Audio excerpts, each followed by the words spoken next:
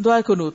حضرت ابی ابن کعب رضی اللہ عنہ فرماتے ہیں ان رسول اللہ صلی اللہ علیہ وسلم کان یوتر بثلاث رکعات ویقنت قبل الرکوع. رسول اللہ صلی اللہ علیہ وسلم 3 وتر پڑھتے اور دعائے قنوت رکوع سے پہلے پڑھتے تھے. کب پڑھتے تھے؟ رکوع سے پہلے، یعنی قیام ہی کی حالت میں پڑھ لیتے تھے. حضرت عبداللہ بن مسعود اور صحابہ کرام قنوت وتر رکوع سے پہلے پڑھتے تھے. یہ صحابہ بھی رکوع سے پہلے پڑھ لیتے. وتر میں رکوع کے بعد قنوت کی تمام روایات ضعیف ہیں، اور جو روایات صحیح ہیں ان میں صراحت نہیں کہ آپ کا رکوع کے بعد والا قنوت قنوت وتر تھا یا قنوت نازلہ. لہذا صحیح طریقہ یہ ہے کہ وتر میں قنوت رکوع سے قبل کیا جائے. رسول اللہ صلی اللہ علیہ وسلم نے مسجد کے اندر 2 ستونوں کے درمیان لٹکی ہوئی رسی دیکھی تو پوچھا یہ کیا ہے؟ لوگوں نے کہا یہ حضرت زینب کی رسی ہے، وہ رات کو نفل پڑھتی رہتی ہیں، پھر جب سست ہو جاتی ہیں، تھک جاتی ہیں تو اس رسی کو پکڑ لیتی ہیں. آپ نے فرمایا اس کو کھول دو. ہر شخص اپنی خوشی کے موافق نماز پڑھے، جب سست ہو جائے یا تھک جائے تو آرام کرے. یعنی خود کو اذیت دینا جو ہے وہ نیکی نہیں. فاتقوا اللہ ما استطعتم. اور ہر شخص کو پتا ہے کہ اس کی استطاعت کتنی ہے، وہ کہاں تک جا سکتا ہے. نبی صلی اللہ علیہ وسلم نے فرمایا اتنا عمل اختیار کرو جس قدر تمہیں طاقت ہو. اللہ کی قسم اللہ ثواب دینے سے نہیں تھکتا، لیکن تم عمل کرنے سے تھک جاؤ گے. ٹھیک ہے، تو ہر شخص کیا کرے؟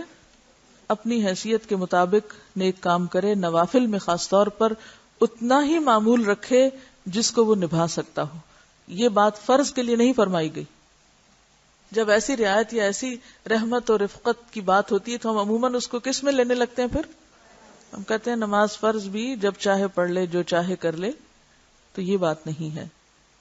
حضرت حسن بن علی رضی اللہ عنہ روایت کرتے ہیں کہ رسول اللہ صلی اللہ علیہ وسلم نے مجھے کچھ کلمات سکھائے تاکہ میں ان کو قنوت وتر میں کہوں.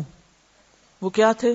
اللہم اہدنی فی من ہدیت وعافنی فی من عافیت وتولنی فی من تولیت وبارک لی فی ما اعطیت وقنی شر ما قضیت انک تقضی ولا یقضى علیک وانہ لا یذل من والیت ولا یعز من عادیت تبارک ربنا وتعالیت.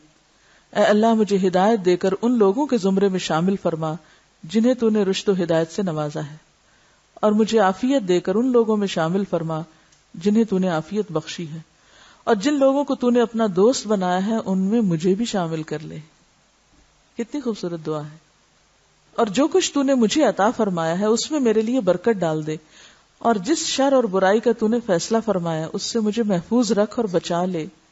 یقیناً تو ہی فیصلہ صادر فرماتا ہے، تیرے خلاف فیصلہ صادر نہیں کیا جا سکتا، اور جس کا تو والی بنا وہ کبھی ذلیل و خوار اور رسوا نہیں ہو سکتا، اور وہ شخص عزت نہیں پا سکتا جسے تو دشمن کہے. ہمارے پروردگار آقا تو بڑا ہی برکت والا اور بلند و بالا ہے.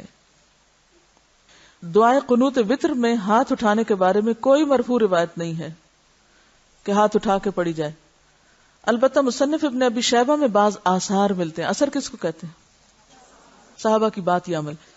اس لیے ہاتھ اٹھا کر یا ہاتھ اٹھائے بغیر دونوں طریقوں سے قنوت وتر کی دعا پڑھنا درست ہے. ربنا وتعالیت کے بعد نستغفرک ونتوب الیک کے الفاظ رسول اللہ صلی اللہ علیہ وسلم کی احادیث میں موجود نہیں ہیں، بعض علماء کی طرف سے اضافہ ہے.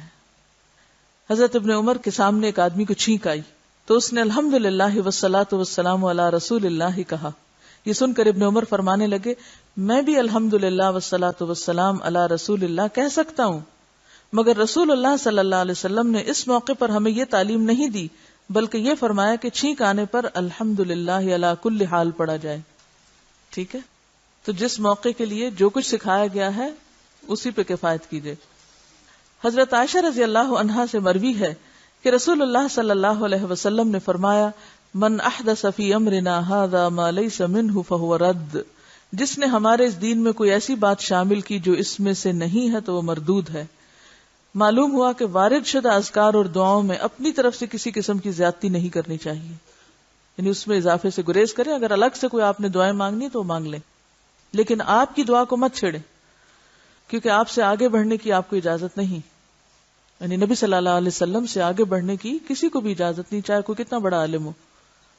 اور صلی اللہ علیہ نبی صحیح ابن خزیمہ میں ابی ابن کعب سے ثابت ہے کہ وہ حضرت عمر کے دور میں رمضان میں قیام اللیل کرتے اور قنوت میں نبی صلی اللہ علیہ وسلم پر درود بھیجتے.